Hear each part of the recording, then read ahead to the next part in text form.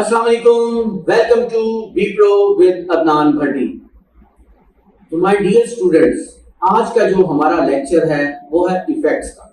Illustrator के अंदर बहुत कमाल किस्म के इफेक्ट्स है जिनको यूज करते हुए आप बहुत ही क्रिएटिव डिजाइन जो है बना सकते हैं।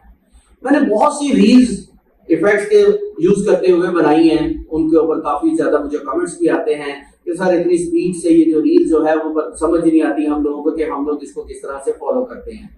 तो उन्होंने भी मुझसे रिक्वेस्ट की हुई है कि उनको जो है स्लो जो है इनके बारे में जितने भी स्टेप है वो सारे के सारे मैं उनको गाइड कर सकूं। तो मैं उनके भी आज जो है उनकी रिक्वायरमेंट भी पूरी करूंगा। मैं जो जो इफेक्ट जितने भी मैंने इनको यूज करते हुए बनाए हैं उन सबको मैं डिटेल के साथ आपके साथ आज शेयर करूंगा, बल्कि आपको स्टेप बाय स्टेप गाइड करूंगा कि इफेक्ट्स को हम लोग किस तरह से यूज कर सकते हैं।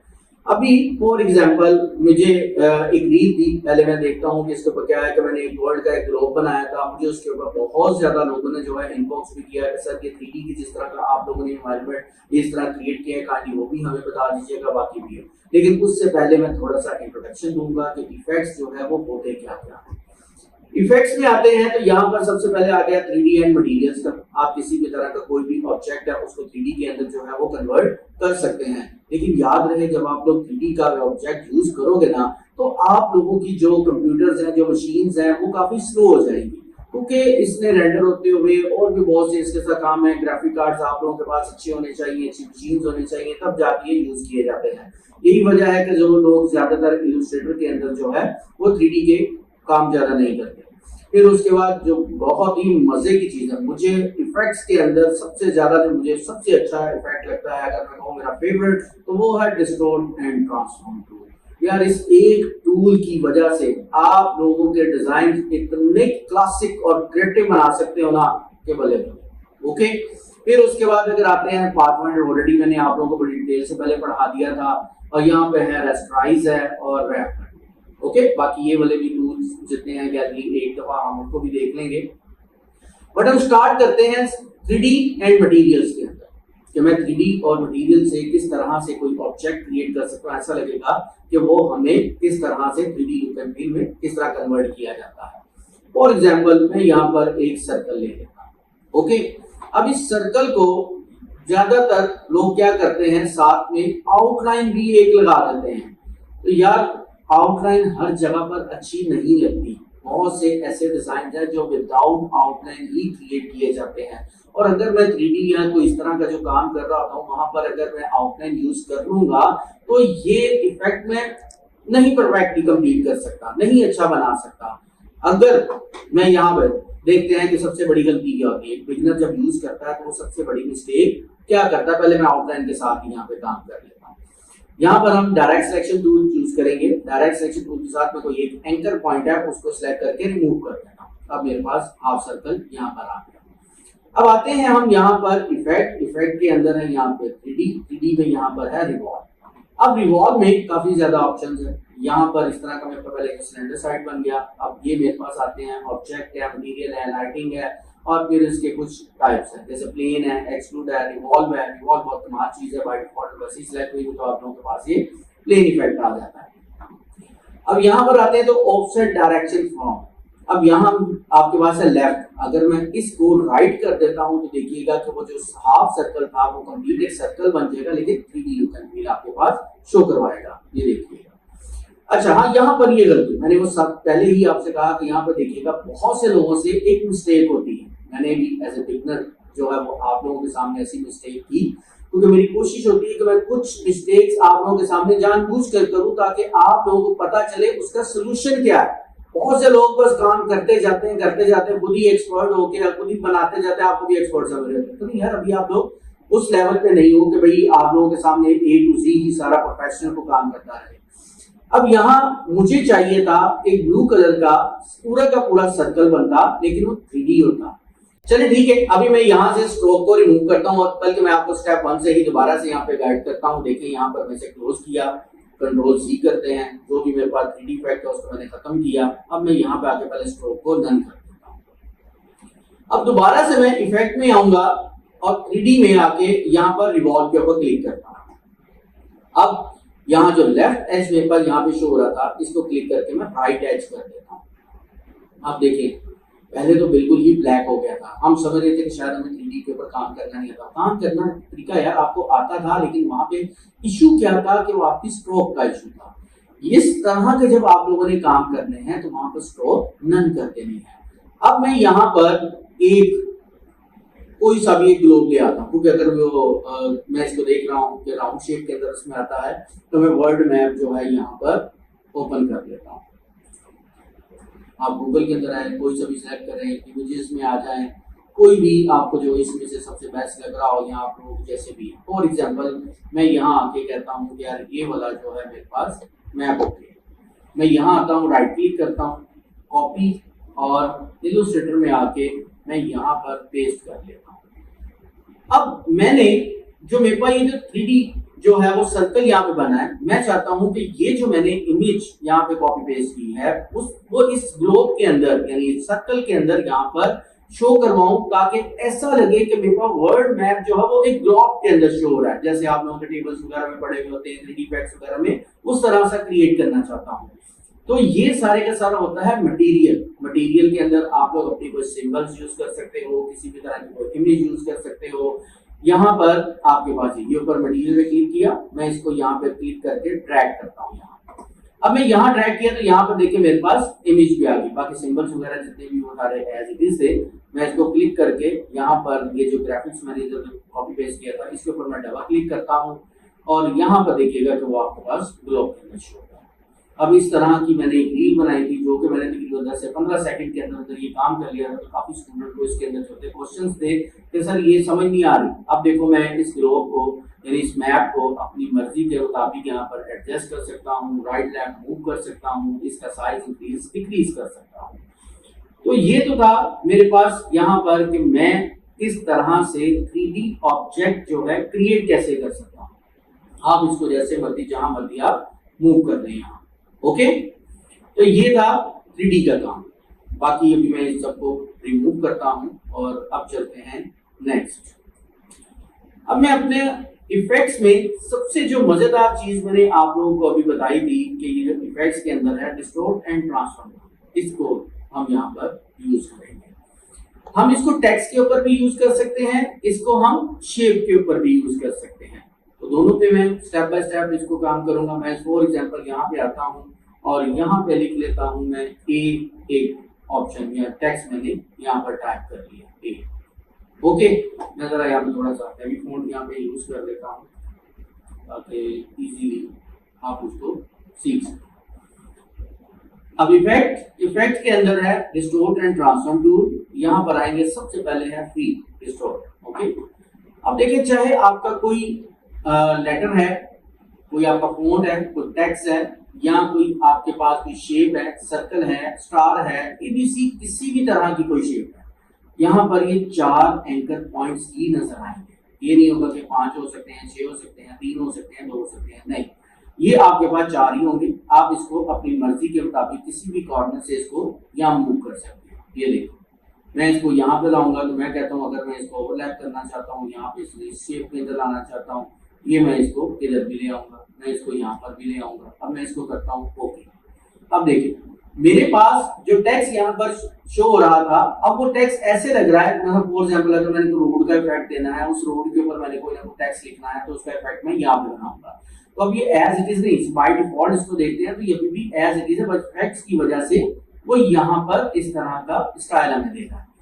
अगर हम टेक्स्ट को यहाँ से ही आगे कंटिन्यू करते हैं, मतलब मैं यहाँ पर ए के आगे कोई कैरेक्टर लिखता हूँ, बी सी डी समथिंग, ये सारी की सारी चीजें, तो वो इसी शेप के अंदर लिखी जाएंगी जो कि मैंने इस वक्त अभी ड्रॉ किया है। मतलब मैं कहता हूँ बी सी डी, ठीक है। अब कोई बात नहीं, आपको छोटे बच्चों को किसी भी पढ़ाऊंगा। ओके, अब यहाँ पर ही देखो कोई भी इफेक्ट था उसी के साथ साथ मैंने इसको क्रिएट कर लिया।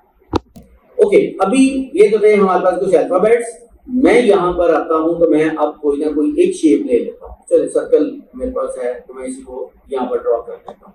कलर हम कोई सा भी चेंज कर लेते हैं और अब मैं इसी इफेक्ट को जो है एक सर्कल के ऊपर अप्लाई करता हूँ। मैं आता हूं, मैं कहता हूं यार ये वाला जो है मैं एंकर पॉइंट है इसको मूव करके मैं यहाँ पर लेके आता हूं, इसको मूव करके मैं यहाँ पर इसको इनसाइड यहाँ ले आता हूं। ठीक है, ले यहाँ पर क्या आपको शेप नजर आ रही है, ऐसे लग रहा है हमने कोई अंडा बना लिया। अभी इसी तरह से अगर पेन टूल से अपने ये एग बनाना होता तो यकीन मुझे अच्छा खासा टाइम भी लगना था और थोड़ी मुश्किल भी होनी थी। यहाँ मैं इसको एज इट इज ओके करता हूँ, ये ले कलर चेंज करो, ग्रेडियंट तो ऐसे लग रहा है कि ठीक है। इसी तरह मैं फिर दोबारा से इसको यहाँ पर आऊंगा, इसी को किसी दूसरी डायरेक्शन के अंदर चेंज करता हूँ। ये देखिए यहाँ ये इफेक्ट है, मैं इसको यहाँ पर ला के इसको ये इफेक्ट देता हूँ। ओके, तो आप किसी भी शेप किसी भी टेक्स्ट को इसके अंदर कन्वर्ट कर सकते हैं, जिससे मर्जी चाहें यूज कर सकते हैं। इफेक्ट के अंदर दूसरा आता है डिस्टोर्ट एंड ट्रांसफॉर्म। अब यहाँ पर आते हैं तो पकड़ प्लॉट। ये अगर देखा जाए तो यहाँ पर हमने पढ़ा था लास्ट टाइम, ये यहाँ पे भी था, अगर आपको याद हो मैंने इसका भी एक कंप्लीट लेक्चर बना के आप लोगों के साथ शेयर किया हुआ था। ये तो काम था मैनुअल, लेकिन अगर मैं यहाँ बात करता हूँ तो ये है ऑटो। ठीक है, यहाँ पर इफेक्ट के अंदर ये चीज मेरे पास पोकर एंड प्लॉट। अच्छा, अब पोकर एंड प्लॉट क्या बेस क्या है बेसिकली इसकी बेस है एंकर पॉइंट्स। इस वक्त सर्कल है तो सर्कल के मेरे पास है 4 एंकर पॉइंट्स हैं, तो अब वो 4 डिफरेंट शेप्स के अंदर मुझे इसका इफेक्ट शो करवाएगा। अगर जितने ज्यादा एंकर पॉइंट होंगे उतने ही मजेदार किस्म के जो है वो आपके इफेक्ट भी क्रिएट होते जाएंगे। पहले हम 4 से स्टार्ट करते हैं, फिर 4 को आगे 8, 10, 15, 20 जितने भी मैंने पॉइंट्स ऐड करते हो वो कर सकते हैं। अब यहाँ पर आते हैं तो ये है प्लॉट। प्लॉट के ऊपर देखिएगा, पहले मैं प्लॉट वाली साइड के ऊपर मूव करता हूँ इसको। ये देखें क्या हो रहा है, बेसिकली 4 एंकर पॉइंट। अगर मैं कहूँ तो ये 4 लीफ के 4 फूल की पत्तियां या 4 डायरेक्शनल इस तरह से कन्वर्ट हो रही हैं। अब इसका कॉन्सेप्ट अगर मैं 4 से ज्यादा एंकर पॉइंट मूव करूँ ना तो देखिएगा कितना मजेदार किस्म का फूल जो है वो आपका एक ही क्लिक के ऊपर कैसे बन जाता। इसी को अगर मैं पोकर की तरफ मैं मूव करूंगा, पोकर क्या करता है, ये इनसाइड इसकी डायरेक्शन मूव हो, आउटसाइड की तरफ। मैं यहाँ इसको क्लिक करता हूँ, ये देखिए ये क्या बन गया आपका शाइनी स्टार। अब एक होता है सिंपल स्टार और एक होता है शाइनी स्टार, जो आपने डिफरेंट एड्स के ऊपर देखा होगा। विम का एड है, बर्तनों को चमकाने के लिए एड यूज कर रहे होते हैं, उसके लिए स्टार्स वगैरह यूज कर रहे होते हैं। शाइनी स्टार एक वर्ड लिखा, उसके ऊपर इस तरह का लगाते हैं। बहुत से बिगनर लोग क्या करते हैं, इसको यहाँ पर पेन टूल के साथ इन चीजों को बना देते हैं। यार 1 सेकंड का काम है, आप उधर पोकर एंड डॉट में आओ, उसके जो है पोकर वाली साइड के ऊपर उस अपने आइकन यहाँ पे मूव करो और जैसा मर्जी चाहो अपने शाइनी स्टार क्रिएट कर लो। चलिए अब मैं इनको जरा थोड़ा सा इंक्रीज करता हूँ एंकर पॉइंट्स को। एंकर पॉइंट्स को इंक्रीज करने के लिए इन्हीं शेप्स में से मेरे पास एक है पॉलीगॉन। अच्छा, साथ साथ पॉलीगोनल को भी मैं बताऊंगा किस तरह से हम बाय डिफॉल्ट देखते हैं। तो ये मेरे पास कितनी 6 साइड्स आती हैं, लेकिन मैंने अगर इसको 7, 8, 9, 10, 12, 20 जितनी भी ये शेप्स हैं उनके ऊपर मैंने साइड्स को चेंज करना है। तो यहाँ ऊपर टॉप मेन्यू पे आगे यहाँ पर लिखा हुआ आ रहा है एक आपके पास शेप, इसको क्लिक करें, ये आपको साइड्स का बता रहा है। इस वक्त 6 है, इंक्रीज करते हैं जितनी मर्जी लगा दें, 12 में और ओके फॉर एग्जांपल 12। अब देखिएगा, अब मैं पोकर एंड प्लॉट की तरफ आता हूँ, distort and poker and plot. अब मैं पहले प्लॉट की तरफ, ये देखिए बन गया फ्लावर्स। पहले आप क्या करते थे, एक आपने यहाँ पर कोई लीफ दिया या कोई शेप ड्रॉ की, उसको फिर आपने रोटेट टूल से इस तरह से उसकी फिरकी घुमाते रहते थे। तो फिरकी घुमाओ, लेकिन जरा थोड़े से यूनिक तरीके के साथ भी। वो अपनी जगह पे बहुत अच्छा टूल है रोटेट टूल, लेकिन ये अपनी जगह पे बहुत अच्छा एक रोटेट टूल है। ओके, अगर मैं इसको ओके कर देता हूँ तो देख लें मेरे पास वो शेप कैसे सेकंड्स के अंदर कन्वर्ट हो गई। ओके जी, तो अभी फिर आते हैं हम दोबारा इसी में ही डिस्टॉर्ट एंड ट्रांसफॉर्म। इसके अंदर आएगा रफन। यार रफन टूल कमाल है, लेकिन कुछ ऐसे टूल्स होते हैं कि जो सिंपल एक शेप के ऊपर जो है वो क्लियर नहीं होते। तो लिहाजा मैं इस टूल को क्रिएटिवली या एक किस तरह डिफरेंट अंदाज के साथ हम लोग कैसे यूज कर सकते हैं उसके साथ आपको प्रेजेंट करता हूँ। फॉर एग्जांपल मैं यहाँ पर एक जो है वो सर्कल एक ड्रॉ करता हूँ, इसके साथ ना मैं छोटा सा एक ब्लेंड टूल है, ब्लेंड टूल भी यूज करूंगा। ठीक है, ब्लेंड टूल पहले मैंने काफी डिटेल के साथ पढ़ाया था, तो इसी तरह मैं इधर भी आ जाता हूँ। अब क्या करता हूँ, एक साइड के ऊपर जो है वो सर्कल को मैं जरा थोड़ा इंक्रीज कर लेता हूँ। इसका कोई एक ग्रेडियंट जो है वो मैं यूज कर लेता हूँ। ग्रेडियंट आप अपनी मर्जी के कलर के यूज कर सकते हैं, आपको जो सा कलर जो भी अच्छा लगे वो आप लोग यूज कर लो। फॉर एग्जाम्पल मैं कहता हूँ यार मैं भी ना ये blue tool already by default आया था, तो मैं ब्लू टूल को ही यहाँ पे ले आता हूँ, स्वेचेज है, स्वेचेज के ऊपर यहाँ पर, और ये वाला जो है मेरे पास, इसको भी लाइट इस टूल के साथ आ जाते हैं। इसको मैं 50% के ऊपर ले आता हूँ लोकेशन, ताकि वो सेंटर के अंदर आए। ये क्या है, और सेम यही वाला जो है मैं ग्रेडियंट यहाँ पर भी अप्लाई कर देता हूँ। ओके, मैं इसी को क्लिक करता हूँ तो वो सेम ये भी अप्लाई हो जाएगा। अब यहाँ पर मैं इन दोनों को सिलेक्ट करके ऑब्जेक्ट में आऊंगा और इसको ब्लेंड टूल से मेक ब्लेंड। अब इनको मैं कॉपी जितनी मर्जी चाहूँ इंक्रीज भी कर सकता हूँ ब्लेंड टूल से। मैं फिर दोबारा ऑब्जेक्ट में आऊंगा, यहाँ पर ब्लेंड, और ब्लेंड के साथ ही यहाँ पर है ऑप्शंस। मैं यहाँ सिलेक्ट करूंगा स्पेसिंग लेवल स्टेप्स को आप जितने मर्जी बढ़ा देगा। ओके, आप चाहे इसको 200 कर लो, 250 कर लो, 300 कर लो, इट्स अप टू यू। ये लीजिए, मैंने इसको ओके कर दिया। अब यहाँ पर मैं एक जो है लाइन ड्रॉ करता हूँ, और लाइन का मैं कोई सा भी एक कलर, ताकि वो विजिबल और मुझे नजर भी आए, और मैं इसको जरा थोड़ा सा ना डिफरेंट शेप्स के अंदर यहाँ पर कन्वर्ट कर देता हूँ। अब देखिएगा इन दोनों को मैंने सिलेक्ट कर लिया। फिर अब मैं दोबारा आऊंगा ऑब्जेक्ट के अंदर यहाँ पर आता हूँ ब्लेंड, और ब्लेंड में है यहाँ पर रिप्लेस फाइन। ये लीजिए, अब ये मेरे पास इधर आ गया। फिर अब जो मैंने आपसे कहा था रफ एंड टूल, मैं उसके पास जाता हूँ। यहाँ पे इफेक्ट के अंदर है डिस्टॉर्ट एंड ट्रांसफर, और ये है रफ। अभी यहाँ पर रफ एंड टूल का जो काम है वो एजेस हैं। एजेस को जरा ग्राफिक से शो करवा देता है। ये देख रहे हैं इसके एजेस क्या हो गए, लेकिन हर टूल किसी ना किसी शेप के ऊपर अच्छा लगता है। अगर मैं यही काम आपको सर्कल पे या रेक्टेंगल पे समझाता तो आप लोगों को समझ ही नहीं लगती थी।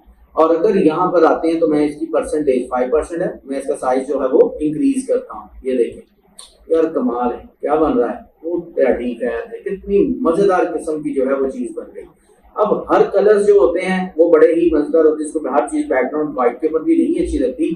तो अगर मैं इसी को एक ब्लैक के ऊपर यूज करता हूँ, मेरे पास कैनवस साइज जो है इस वक्त 1080 है, आर्टबोर्ड का 1080 बाय 1080। इसका कलर मैं देखिएगा ब्लैक करता हूँ, और इसमें फिर इसकी वैल्यू चेक कीजिएगा किस तरह से इंक्रीज होती है। मैं यहाँ आता हूँ, ये आर्टबोर्ड इधर, और right click, arrange, send to back.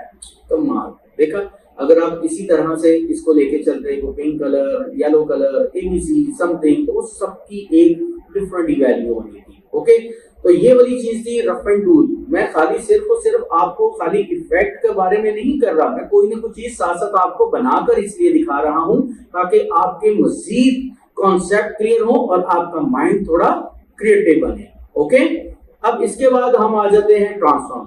कमाल है यार, ठीक है, बाकी तो ओवरऑल सारे कमाल है, हर किसी को मैं कमाल कही जा रहा हूँ, ठीक है, जिस तरह मेरे कमाल के साथ कोई रिश्ते हैं, ठीक है। अच्छा, अभी क्या काम हम करेंगे, इसको हम आते हैं, ये है ट्रांसफॉर्म। ट्रांसफॉर्म टूल क्या काम करेगा?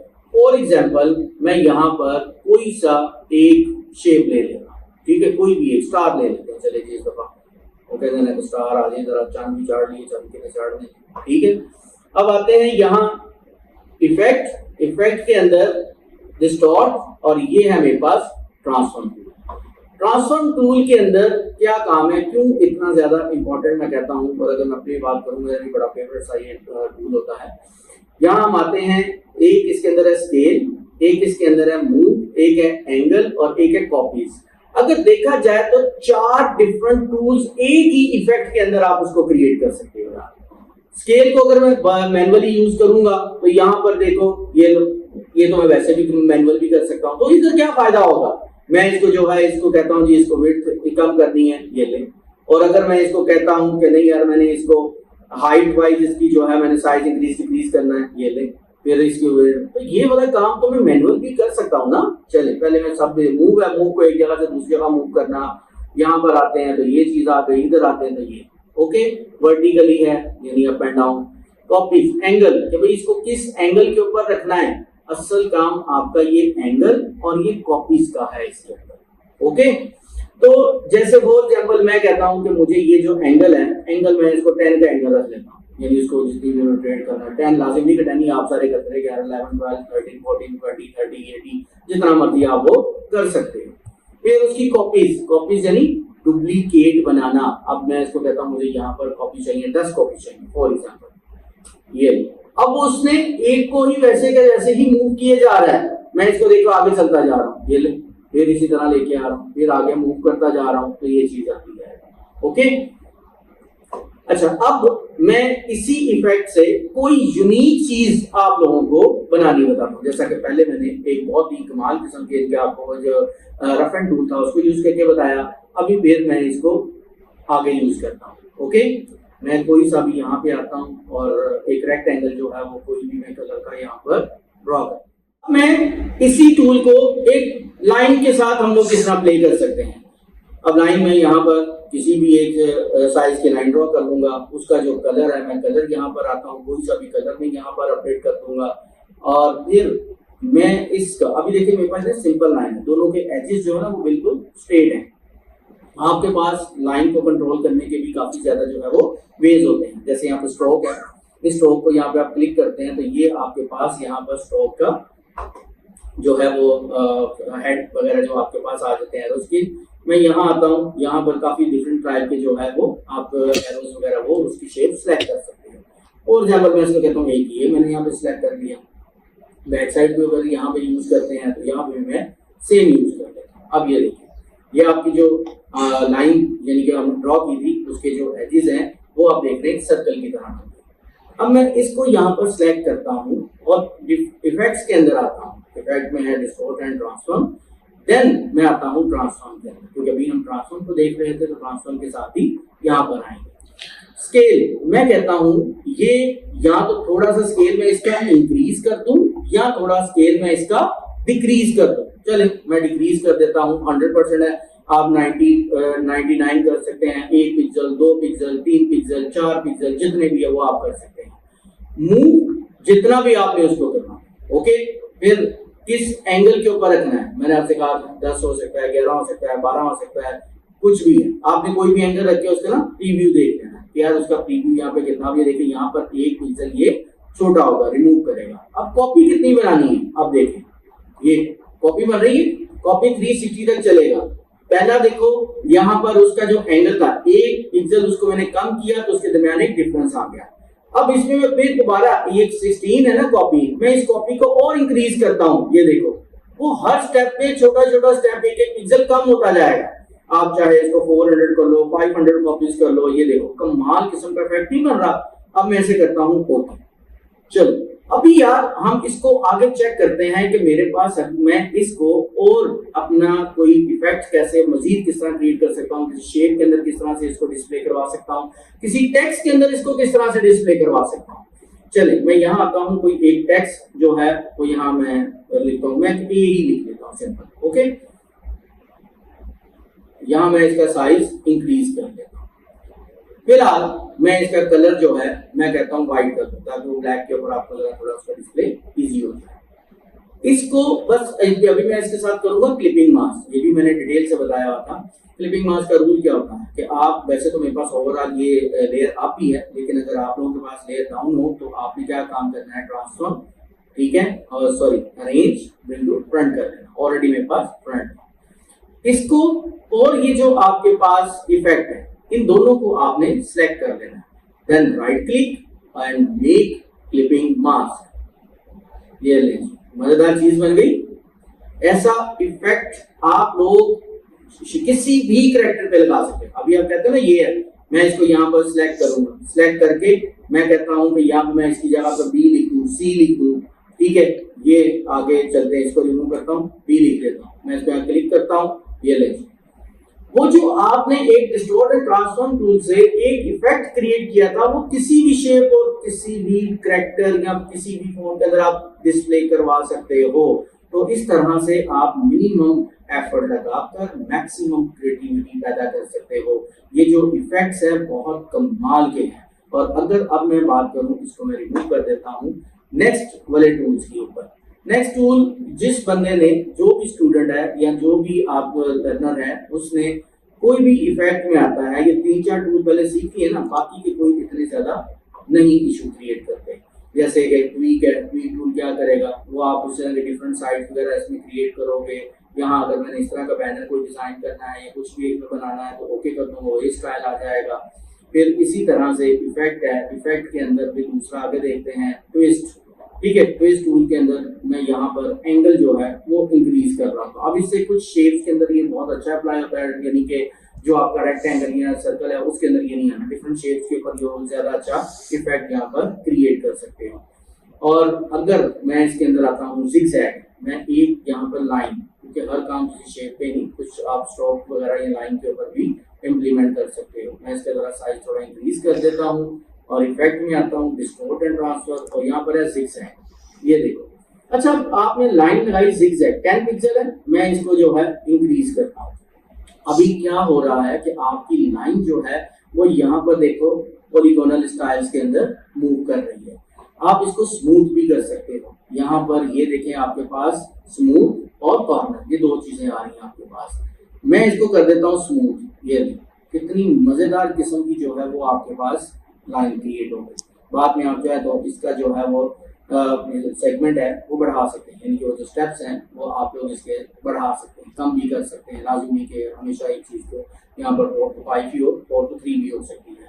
तो इस तरह से आप लोग अपनी मर्जी के मुताबिक किसी भी शेप में किसी भी टेक्स्ट के ऊपर इफेक्ट्स क्रिएट कर सकते हैं। तो बाकी के भी आप लोग इसी तरह स्टेप बाय स्टेप चीजें सीखते जाएं। किसी भी तरह का आप लोग को प्रॉब्लम आए, आप लोग मुझसे हमेशा पूछें, आप लोग मुझे इनबॉक्स करें, कमेंट्स करें, कोई प्रॉब्लम आ रही है डिस्कस करें मेरे साथ, ठीक है। मैं आप लोगों की प्रॉब्लम को सॉल्व करूंगा। So keep watching be pro with Adnan Bhatti, जहां सीखना है, कमाना है, अपने वालिदैन का हाथ बढ़ाना है। Thank you.